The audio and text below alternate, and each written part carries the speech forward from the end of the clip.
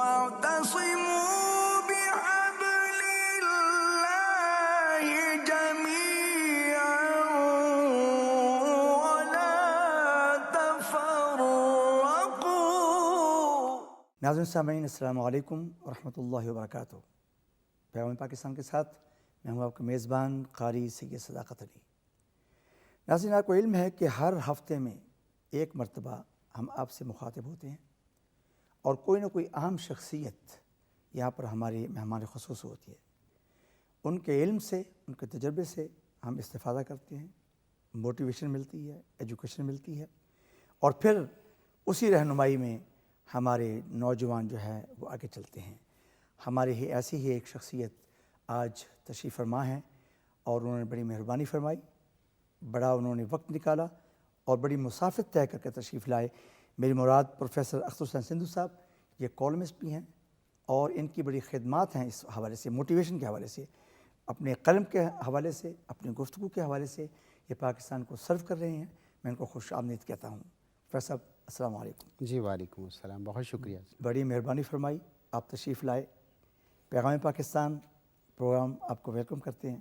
اس حوالے سے آپ کیا کہنا چاہیں گے؟ ایک تو جو ہے کہ جو پیغام ہے اور جو پاکستان کا لفظ ہے یہ سیدھا دل کو لگتا ہے، کیونکہ اس کا تعلق دل کے ساتھ ہے۔ کیا بات ہے۔ تو پاکستان کا لفظ جہاں پہ آتا ہے وہاں پہ محبت، ڈیڈیکیشن اور ساری جتنی بھی بندے کی ایک لگاوٹ ہے وہ محسوس ہوتی ہے۔ میرا خیال ہے کہ اس پہ جو پروگرام ہے اس کے ذریعے جو نوجوانوں تک آپ کا پیغام پہنچ رہا ہے وہ ایک بہت بڑی خدمت ہے۔ ڈاکٹر صاحب، کچھ کوشچن میں آپ سے کرنا چاہ رہا ہوں۔ یہ فرمائیے کہ وہ کون سا جذبہ تھا جس نے مسلمانوں نے ہند کے اندر ایک الگ وطن بنانے کے لیے ایک سٹرگل اور ایک جدوجہد پیدا کی؟ قاری صاحب، یہ ایک بہت ہی امپورٹنٹ پہلو ہے ہمارے تاریخ کا کہ ہماری تاریخ ایک جتنے مختلف مذاہب تھے وہ ایک جگہ پہ رہ رہے تھے، اور اس کے بعد صدیاں اکٹھے رہنے کے بعد وہ کیا مسئلہ تھا جس نے مجبور کیا مسلمانوں کو کہ وہ علیحدہ وطن کے لیے کوشش کریں؟ یہ ایک بہت اہم سوال ہے اور اکثر نوجوان یہ کرتے ہیں۔ جی جی۔ جہاں پہ ایکسپلائٹیشن ہوتی ہے، ظلم ہوتا ہے اور انصاف نہیں ملتا، وہاں پہ ہمیشہ انسان دوسرے راستے تلاش کرتا ہے، اس کے بارے میں سوچتا ہے۔ ایسے سمجھیں کہ جیسے ایک پانی ہوتا ہے، اس کا جو ایک فطری بہاؤ ہوتا ہے، اگر اس میں رکاوٹ ڈال دی جائے تو وہ اپنا راستہ کوئی اور بنانے کی کوشش کرتا ہے، ٹھیک؟ تو نئی خلقت دی بند زبان ہوندی، نہیں پیندے دریاواں نو بن ہیرے، جو وارث شاہ نے کہا تھا، تو اس لیے وہ اپنے بہاؤ کا ایک اور نیا راستہ تلاش کرتا ہے۔ جب مسلمانان ہند کے تمام جو مفادات تھے یا ان کی جتنے بھی مطالبات تھے جو جائز تھے، جب ان کو اگنور کیا جانے لگا، جو میجورٹی کمیونٹی تھی یعنی جو کانگریس تھی، تو اس وقت پھر اس کے دوسرے راستے تلاش کیے جانے لگے کہ کیسے مسلمانوں کی، کہ جب انگریز یہاں سے چلے جائیں، کیونکہ انگریزوں نے یہاں پہ پہلی دفعہ آ کے آئین کو نافذ کیا اور جو سسٹم ہے، جو جمہوریت کا نظام ہے اس کو پیش کیا۔ وہ جمہوریت کے نظام کو بہت زیادہ لوگوں نے تنقید کا نشانہ بھی بنایا۔ جمہوریت ایک طرز حکومت ہے کہ جس میں بندوں کو گنا کرتے ہیں، تولا نہیں کرتے، لیکن جو عددی اکثریت ہے اس کی بنیاد کے اوپر فیصلے ہونے تھے کہ کون سا نظام ہوگا اور کون حکومت کرے گا اور کون منورٹی بن کے رہے گا۔ یہ کویسچن تھا جو کہ انگریز چلے جائیں گے تو کیا ہوگا۔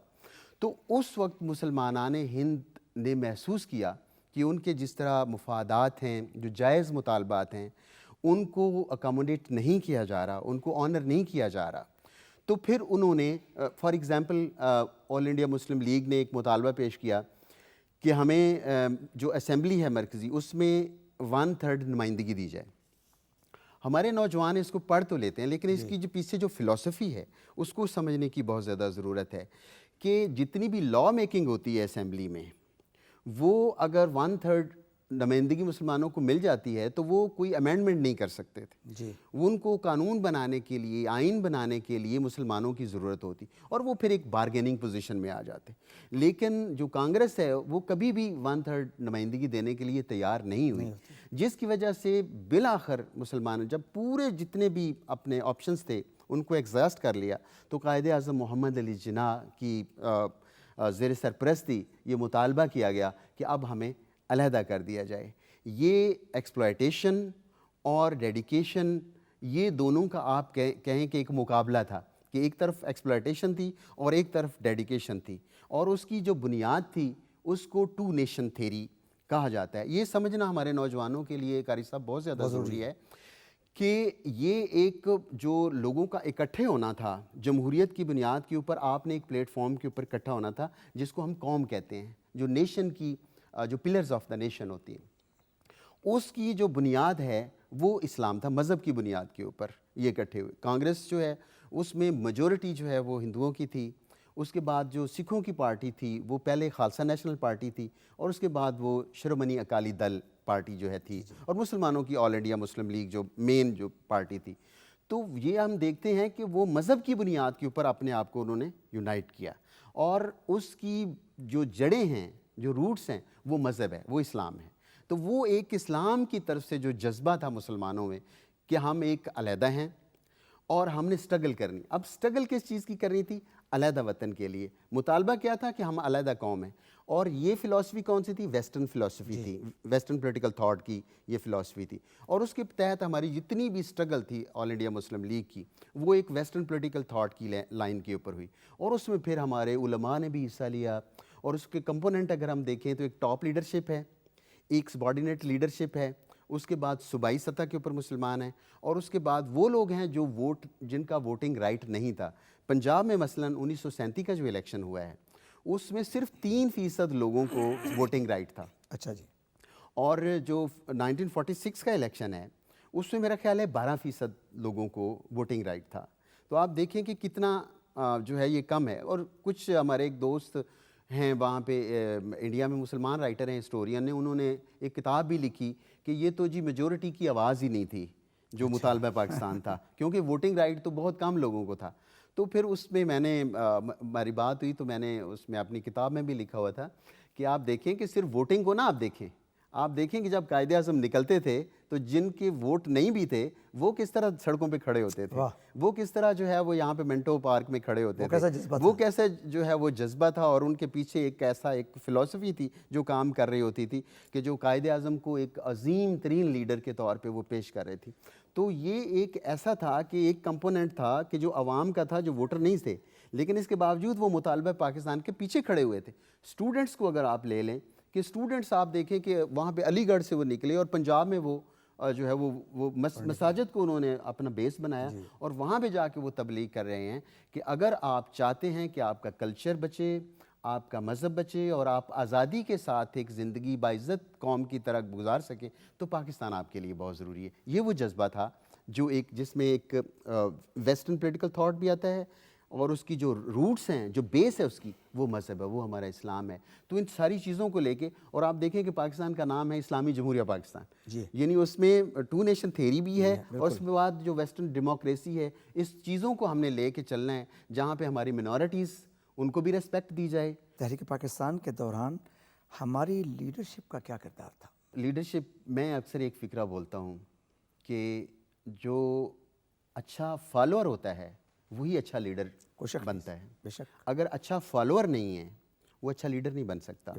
اور فالوور کس چیز کا؟ آئیڈیالوجی کا. جب لیڈر بنتا ہے تو اس کے پاس کوئی آئیڈیالوجی ہوتی ہے, کچھ پروگرام ہوتا ہے, اس کی کچھ فکری جہتیں ہوتی ہیں, ایک ڈائریکشن ہوتی ہے کہ میں کیا کرنا چاہتا ہوں.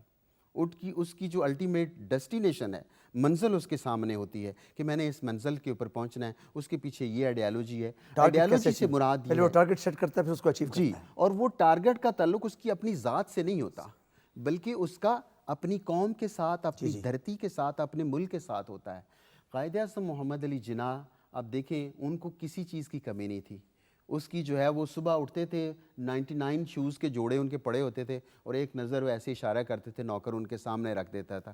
ان کی جائیداد سندھ میں, اور پوری جو ہے وہ یہاں پہ جو لاہور کا جو ہے یہاں پہ جو ہے وہ کور کمانڈر ہاؤس ہے وہ ان کی ذاتی رہائش تھی.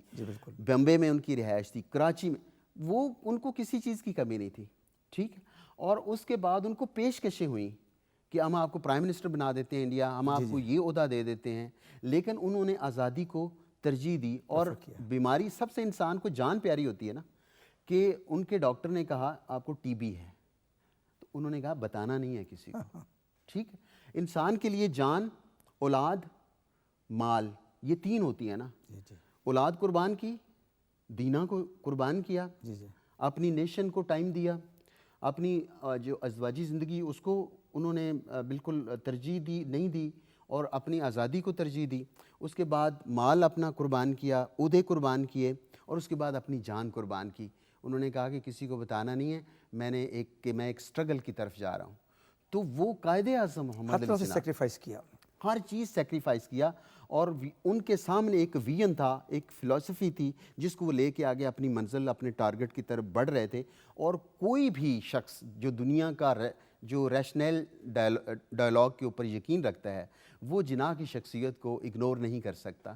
اور یہی وجہ ہے کہ انڈیا میں بار بار جناح کے خلاف بات کرنے کے باوجود، یہ جو مودی کی حکومت ہے یا بی جے پی کی حکومت ہے، بار بار کرنے کے باوجود وہاں سے کوئی ایسا پھر نعرہ اٹھتا ہے اور وہ کہتے ہیں کہ جو جناح جیسا کوئی شخص جو ہے وہ لیڈر نہیں ہے. جناح کے ہاں جو ایک آرگنائز لائف تھی اور ڈسپلن تھا، ایک فکر تھی، ڈائریکشن تھی، ٹارگٹ تھا، اور اس کے بعد ایک ڈسپلن تھا. انہوں نے سب سے بڑی بات جو ہے نا وہ خاص طور پہ ہماری سوسائٹی کے ہمارے نوجوانوں کو، کہ انہوں نے کسی چیز کو ایکسپلائٹ نہیں کیا. وہ اپنی ایک کانسٹیٹیوشنلسٹ تھے وہ، اور آئین پرست تھے وہ، جس کو لے کے وہ آگے چل رہے تھے. اور انہوں نے اس چیز کو، اپنے ڈسپلن کو، نظم و ضبط کو لے کے آگے چلے ہیں. اور انہوں نے کبھی یہ نہیں کہا کہ بہت زیادہ لوگ آگے اکٹھے ہو جائیں، ان کو ایسے کہوں تو ویسے آئیں گے، ان کو ایسے کرو تو وہ ایسے آئیں گے. نو، انہوں نے کہا نہیں، میرا ایک موقف ہے، میں اس کو لے کے آگے چل رہا ہوں. مجھے، وہ کہتے ہیں موبوکریسی کی مجھے ضرورت نہیں ہے، کہ جو عوام تو یہ کہتے ہیں نا، باقی جو دوسری جتنی بھی لیڈرشپ تھی وہ سارے ہوتے تھے کہ آگے ایک بہت بڑا جلسہ اکٹھا ہوا ہو اور بہت بڑا تھرونگ. جو قائد اعظم کی جو کرزمیٹک لیڈرشپ ہے، جس پہ اوپر ڈاکٹر سکندر حیات صاحب نے کتاب، اس کا نام ہی ہے کرزمیٹک لیڈرشپ، تو وہ کرزمیٹک لیڈرشپ یہ تھی کہ ان کو ان کے سہاروں کی یا ان کی بیساکھیوں کی ضرورت نہیں تھی. سر یہی لیڈرشپ تھی جو قسمت تھا ان کے اندر، کہ اور ان کی لگن تھی، اور ان کی موٹیویشن تھی، اور ان کا ایک گول جو انہوں نے سیٹ کیا ہوا تھا. یہی وجہ تھی کہ جب لوگ ان کو سننے کے لیے آتے، لوگ پوچھتے کہ ان کو سمجھ بھی آ رہی ہے اس کی، وہ کہتے سمجھ آئے چاہے نہ آئے، مگر ہمارا دل کہتا ہے کہ جو یہ بات کر رہا ہے وہ بات بالکل ٹھیک کر رہا ہے. بالکل ٹھیک کر رہا ہے. یہ بالکل قاری صاحب آپ کی درست ہے، یہ ایک تاریخی ایک حقیقت ہے. اور ان کی انٹیگریٹی، ان کی آنیسٹی، دیانتداری، اور وہ جو بات کرتے تھے اس کی اہمیت، کسی شخص اس کو چیلنج نہ کیا، نہ کوئی کر سکتا ہے آج بھی اتنے وقت گزرنے کے بعد. سب قرآن پاک کی بڑی اہم آیت میرے ذہن میں آ گئی، کہ اللہ فرماتا ہے کہ یا ایھا الذین آمنوا لما تقولون ما لا تفعلون، اے ایمان والو تم وہ کیوں کہتے ہو جو کرتے نہیں ہو. تو وہ اس آیت کے مصداق تھے، وہ جو کہتے تھے وہ کرتے تھے. بالکل پکڑ کے دکھایا انہوں نے. ایگزیکٹلی. انہوں نے ایسے اپنے آپ کو رکھا کہ جب انہوں نے کسی قسم کا بھی کوئی واقعہ ہوا ہے، مثلا تحریک خلافت کی آپ دیکھ لیں، اور تحریک خلافت میں گاندھی یہ سارے چیز شامل ہو گیا اس میں. تو حالانکہ ان کا مطلب یہ تھا کہ ہم سیکولر فورسز ہیں، ہم مذہب کے اوپر جو ہے وہ سیاست نہیں کرتے، اس کے باوجود یہ مذہبی تحریک تھی، گاندھی اس میں شامل ہو گیا. تو قائد اور کہا کہ جی یہ واپس کر دیں، اعزازات واپس کر دیں، اسکولوں میں نہ جائیں، کالجز میں نہ جائیں، یونیورسٹیز میں نہ جائیں. قائد اعظم نے کہا نہیں، یہ ایک ڈسٹرکٹیو وے ہے، میں اس چیز کو انڈورس نہیں کرتا. آخری کویسچن ہے، آپ کا نوجوانوں سے رابطہ رہتا ہے، نوجوانوں اور بالخصوص طلباء کے لیے خاص میسج. میں گورنمنٹ اسلامیہ کالج قصور میں پڑھتا تھا، تو ارشاد احمد حقانی صاحب میرے استاد محترم تھے. میں ان سے آٹوگراف لینے گیا. انہوں نے لکھا گہرے مطالعے کا شوق پیدا کریں. واہ. تو ایک ہوتا ہے پڑھنا، اور ایک ہوتا ہے اس کو اس کی پوری فلسفی کے ساتھ، اپنی پوری دل جمی کے ساتھ اس کا مطالعہ کرنا. آج کے نوجوانوں کے لیے صرف یہی پیغام ہے کہ جو کتاب ہے، اور کتاب وہ نہیں ہے جو خلاصہ جس کو کہتے ہیں، کتاب کا مطلب ہوتا ہے ایکڈیمک بک، جو ایک تحقیقی کتاب ہے، جو اسکالرز کی لکھی ہوئی کتاب ہے. اس کو اگر وہ پوری ڈیپلی، پوری جان کے ساتھ پڑھیں گے، اور لفظوں کی جو ہے وہ اس کے تقدس میں جائیں گے، اس کی ڈیپتھ میں جائیں گے، اس کی ایٹیمالوجی کے اوپر جائیں گے، تو پھر وہ اس قابل ہو جائیں گے کہ اپنی نیشن میں ایک اہم حصہ جو ہے وہ بن کے سامنے آ سکے. نوجوانوں کو اس چیز کی ضرورت ہے کیونکہ نوجوان اس وقت یہ ہیں کہ وہ ہماری اسٹرینتھ ہیں اور آنے والے وقت کے وہ لیڈرز ہیں. اگر آج اپنے آپ کو طالب علم اگر اپنے آپ کو درست نہیں کریں گے، اپنی جو ذوق مطالعہ ہے، جو شوق مطالعہ ہے، اس کو اگر وہ ارتقائی منازل میں بہت اوپر لے کے نہیں جائیں گے تو ڈیفینیٹلی ہماری جو قوم ہے اس کو بہت نقصان ہوگا. پروفیسر صاحب thank you so much for your time. آپ کے آنے سے ہمارے اس بزم کے اندر اور ہماری اس نشست کے اندر بڑی ہمیں خوشی محسوس ہوئی ہے، اور یقیناً آپ کی ایمان افروز، آپ قلم سے بھی لوگوں کو اپنی بات پہنچاتے ہیں اور اپنی گفتگو سے بھی لوگوں کو پہنچاتے ہیں. بچوں کے ساتھ بھی، اسٹوڈنٹ کے ساتھ بھی آپ کی بڑی جو ہے وہ قربت رہتی ہے، اور یقیناً اس سے جو ہے وہ لوگ استفادہ بھی کرتے ہیں. ہمارے ناظرین ابھی اس پروگرام کو دیکھ رہے ہیں اور یقیناً وہ جب سنیں گے آپ کے خیالات کو تو ان کے، وہ کہتے ہیں کہ دل سے جو بات نکلتی ہے اثر رکھتی ہے، پر نہیں طاقت پرواز مگر رکھتی ہے. آپ نے اتنی خوبصورت پوری ہسٹری آپ نے چھان کر ہمارے سامنے رکھ دی اور واقعات ہمارے سامنے رکھ دی ہے. یقیناً سب نے اس سے استفادہ کیا. میں ایک مرتبہ آپ کا پھر شکریہ ادا کرتا ہوں کہ آپ نے اپنا قیمتی وقت دیا، تشریف لائے. ہم دوبارہ پھر آپ کو انشاءاللہ العزیز کسی موقع پر پھر ہم بلائیں گے. ناظرین آپ نے یقیناً پروفیسر صاحب کی گفتگو سنی ہوگی اور میں تو بہت متاثر ہوا ہوں اور یقیناً آپ بھی متاثر ہوں گے. انشاءاللہ العزیز آئندہ پھر کسی موقع پر پروفیسر صاحب کو دعوت دیں گے. اسی کے ساتھ ہمارا آج کے پروگرام کا وقت ختم ہوتا ہے. پیغام پاکستان کے پروگرام میں قاری سی صداقت علی میزبان آپ سے اجازت چاہتا ہے. انشاءاللہ آئندہ ہفتہ پھر کسی ایک شخصیت کے ساتھ آپ کی خدمت میں حاضر ہوں گے. اس وقت تک کے لیے مجھے اجازت دیجیے. پاکستان زندہ باد.